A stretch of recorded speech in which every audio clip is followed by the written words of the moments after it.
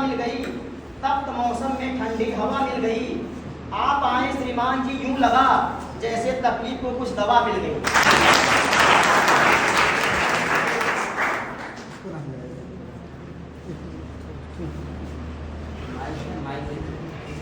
आज यहाँ पर उपस्थित सुपर 25 कोचिंग संस्थान के प्रांगण में सभी सम्मानित साथियों, हमारे बहुत ही कुशल और बहुत ही अच्छे ढंग से कार्यक्रम का संचालन करने वाले भाई साहब और प्यारे बच्चों, जैसा कि आप सभी को पता हो गया है और पहले से भी पता है कि 78वां स्वाधीनता दिवस हम लोग आज मना रहे हैं।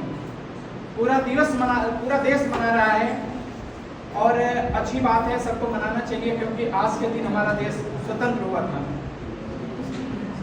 और साथियों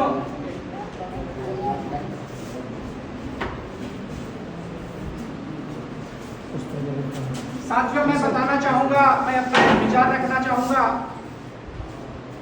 ये जो आज़ादी हमें अंग्रेजों से मिली, हमारे देश के बलिदानी पुरुष, संघर्षशील पुरुष, महिलाएं सबने आज़ादी दिलवाई। उस आज़ादी को आज हम एक आज़ाद दिन के रूप में मना रहे हैं।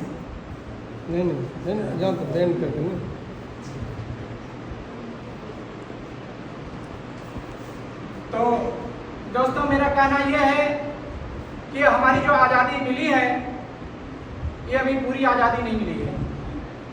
हम आज़ाद हुए हैं, तमाम बातों में आज़ाद हुए हैं।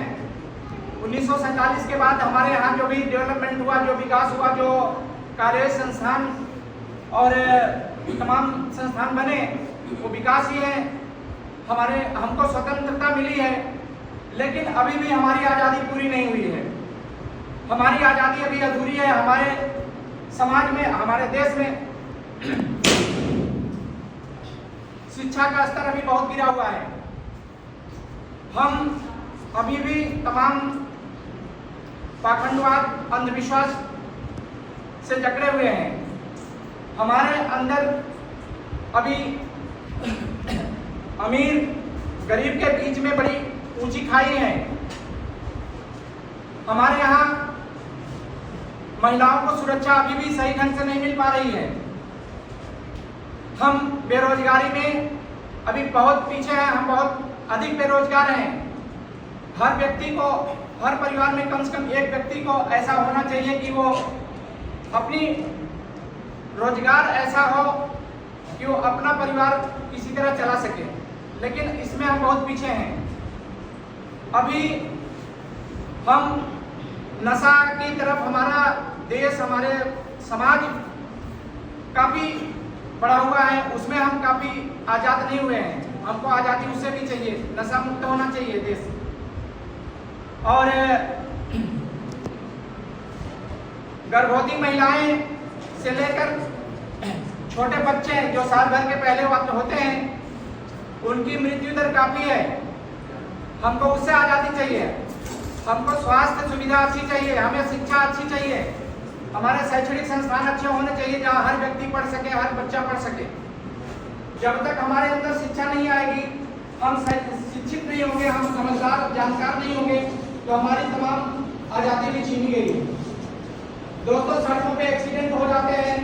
हम पढ़े लिखे जरूर हैं, या बहुत लोग कम पढ़े लिखे हैं जो रॉन्ग साइड से चल रहे हैं, फॉलो नहीं कर रहे हैं, रूल फॉलो नहीं कर रहे हैं, एक्सीडेंट हो रहा है। हमारी सड़कें इतनी खराब है, हमारे जो उसके जिम्मेदार व्यक्ति हैं, उनके कामों से हमारी सड़कों की दुर्दशा होती रहती है। हमें उससे भी आज़ादी चाहिए। हमको शुद्ध हवा मिलनी चाहिए, हमको बिजली चाहिए, पानी चाहिए, जो मूलभूत जरूरतें हैं वो हमको चाहिए।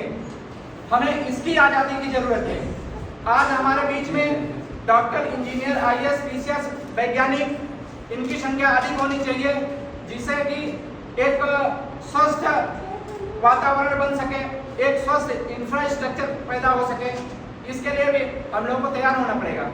और ये सारी जिम्मेदारी दोस्तों, आप जैसे नवयुवती बच्चियों, लड़कों, लड़कियों के ऊपर, उनके कंधों पे ये जिम्मेदारी ज़्यादा होती है।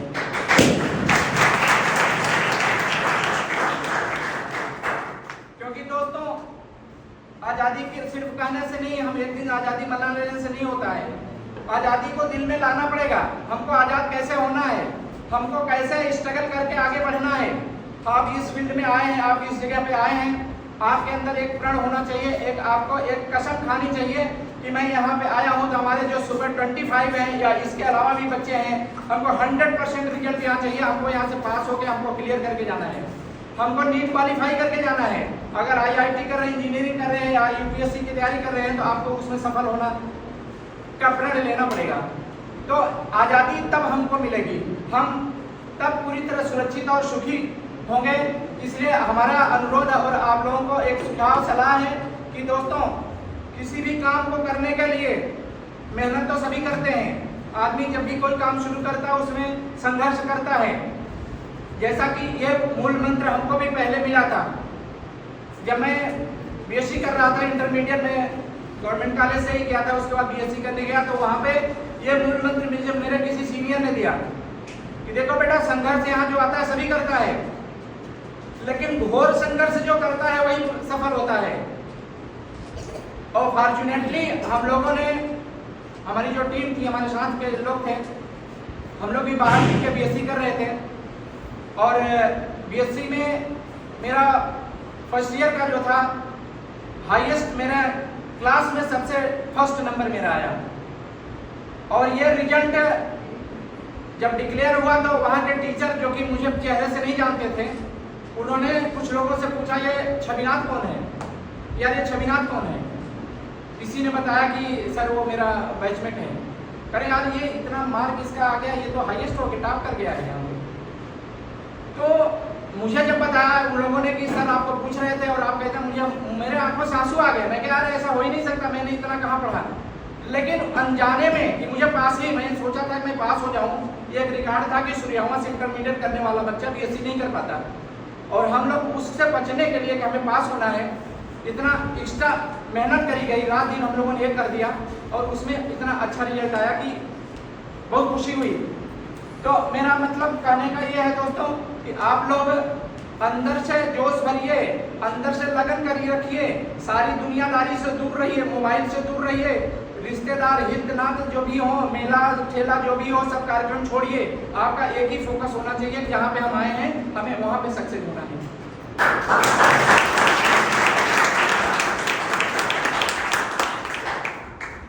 थोड़ी बात मैं पढ़ाई के बारे में भी बता दूं। आप लोगों को अगर कुछ तैयारी करनी है, आप कोई तैयारी कर रहे हो तो कोशिश करो, जैसा कि हमारे अध्यापक बंधु लोग हैं, आप लोगों को गाइड करेंगे ही, लेकिन ऐसा रखो जो चीज आपने पढ़ लिया, जो टॉपिक आपने पढ़ लिया, उस पर पूरा कमांड रखो, उस पर कमांड रखो। फिर अगला टॉपिक पढ़ो, अगला टॉपिक पढ़ो, अगला चैप्टर पढ़ो, उसके पहले पिछला वाला का रिवाइज करो। एक कंटिन्यूटी बनाओ कि मैं पिछला रिवाइज करके अगला शुरू करूंगा, अगला पढ़ो तो फिर पिछला को रिवाइज करके आगे बढ़ूंगा। इसी तरह से आप कोशिश करो से कम 15 बार 20 बार रिवीजन हो जाए। और जब आपको ये कॉन्फिडेंस हो जाएगा कि इस चैप्टर से अगर कोई व्यक्ति मुझसे कुछ पूछ ले, मैं 100% बता दूंगी या बता दूंगा, तो आप समझो कि आप पक्का सिलेक्शन तो होने हैं, आप अच्छी रैंक लाओगे। तो दोस्तों, प्यारे बच्चों, आप लोग मन लगा के पढ़िए। घर से, परिवार से दूर आए हैं तो ऐसा ना हो कि हमारे डॉक्टर साहब जो ये संस्थान स्टार्ट किए हैं उनका नाम भी खराब हो और आप लोगों के घर में भी आप लोगों का कदर थोड़ा कम हो। तो सारी सुविधाएं यहाँ दी जा रही हैं, आप लोग संघर्ष करेंगे तो निश्चित रूप से सफल होंगे। तो दोस्तों, मेरे ख्याल से मैं इन सब बातों के साथ अपनी वाणी को विराम दूंगा।